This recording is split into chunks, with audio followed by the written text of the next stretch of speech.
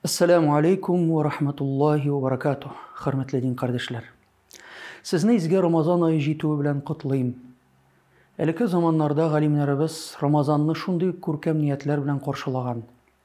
Ният кылдым, бу изге Рамазанда йөрәгемне, кулларымны, телемне, күзләремне хәрәмнәрдән сакларга дип алар үзләрен алдан ук уразага әзерләгән. Уразамны ашказаным белән генә түгел, нәфесем белән тотарга.